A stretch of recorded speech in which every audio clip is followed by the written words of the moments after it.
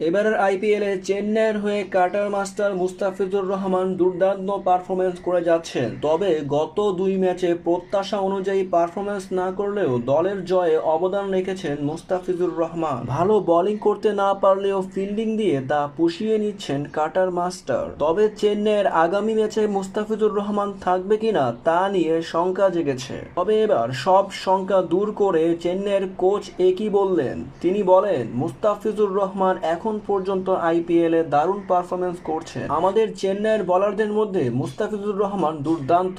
আমাদের আগামী match Lucknow super জায়ান্টের বিপক্ষে চেন্নাইয়ের মাঠে হবে। মুস্তাফিজুর রহমান চেন্নাইয়ের মাঠে দুর্দান্ত বোলিং করে থাকেন। চেন্নাইয়ের মাঠে সে কতটা ভয়ঙ্কর তা আপনারা সবাই দেখেছেন। মুস্তাফিজুর রহমান চেন্নাইয়ের মাঠে প্রথম ম্যাচেই নিয়েছেন 4 উইকেট, তার পরের ম্যাচে নিয়েছেন 2 উইকেট। তাই বলা যায় মুস্তাফিজুর রহমান চেন্নাইয়ের মাঠে কার্যকরী বোলার। চেন্নাইয়ের মাঠে মুস্তাফিজুর রহমান ব্যাটসম্যানদের পরাস্ত করতে সফল হয়েছে। তাই তো চেন্নাইয়ের পরবর্তী ম্যাচে মুস্তাফিজুর রহমানকে একাদশে দেখা যাবে, এমনটাই ইঙ্গিত করে বললেন কোচ। তবে আরও জানতে এই চ্যানেলটিকে এখনই সাবস্ক্রাইব করুন।